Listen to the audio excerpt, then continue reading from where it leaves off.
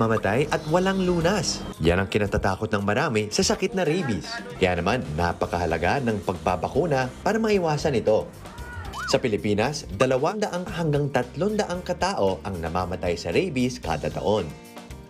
Hello mga kapatid! Dahil World Rabies Day ngayon, dumayo tayo dito sa Barangay Bagbag sa Quezon City para saksihan ang isang door-to-door anti-rabies campaign. At nandito mga organizers. Hello po! Hi! The game plan is like to make it sure na walang bahay na makakalampas. Kakatukin natin isa-isa. Yun ang gagawin natin. At the same time, naglagay tayo ng stations sa strategic point within the barangay. Dito nagsanib puwersa ang iba't ibang organizations at ang local government ng Quezon City. Ang kanilang ultimate goal, end rabies in the Philippines by 2030. Paano pag kinagat tayo ng rabies ng asok? Ano yung dapat natin gawin?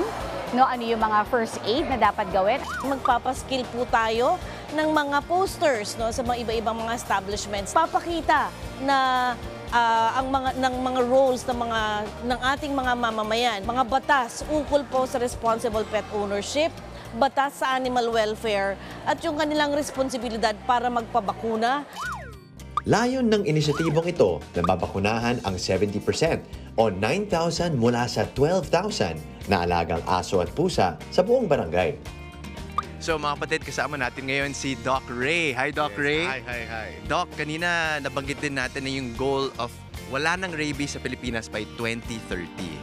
Achievable ba talaga to? It is 0 by 30, which means 0 human death by 2030, can be achieved only through one thing. A very intensive vaccination drive. If we do that in the next 6 years, kaya natin. Sa tulong ng bakuna, siguradong safe na si Fur Baby. Iwas perwisyo pa sa ating mga kapitbahay, pati na rin sa ating mga sarili.